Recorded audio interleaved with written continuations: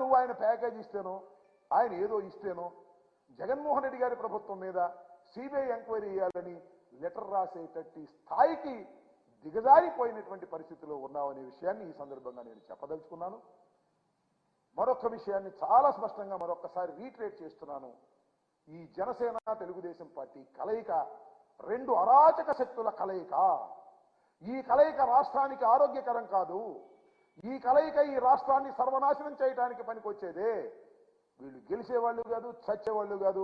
అరాచకాన్ని సృష్టించి ఈ సాంప్రదాయాలన్నింటినీ కూడా భిన్నం చేసి అరాచకాన్ని సృష్టించాలనే ప్రయత్నం చేసేటటువంటి తత్వం కలిగినటువంటి చంద్రబాబు నాయుడు గారికి ఒకటే ఒక లక్షణం ఉంది.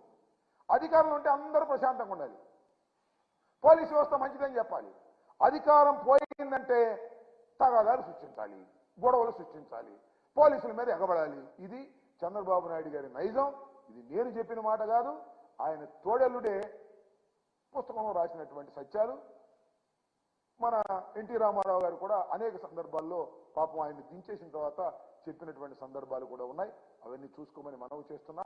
కాబట్టి ఈ రాష్ట్రంలో అరాచకాలు సృష్టించడానికి ప్రయత్నం చేసేటటువంటి ఈ రాజకీయ శక్తుల్ని ప్రజలు గమనించాలని, ఎవరైతే అరాచకాలు సృష్టించడానికి ప్రయత్నం చేసి విడుదల రజనీ గారి ఆఫీస్ మీద దాడులు చేశారో ఖబర్దార్ చెప్తున్నాం. ఇలాంటి దాడులు చేసే వాళ్ళని చట్టం వదిలిపెట్టదు, ఉక్కు పాదంతో అణిచివేస్తాం, జాగ్రత్త అని ఈ సందర్భంగా మీ ద్వారా వారికి హెచ్చరిక చేస్తూ ఉన్నానని మనవి చేస్తున్నాను.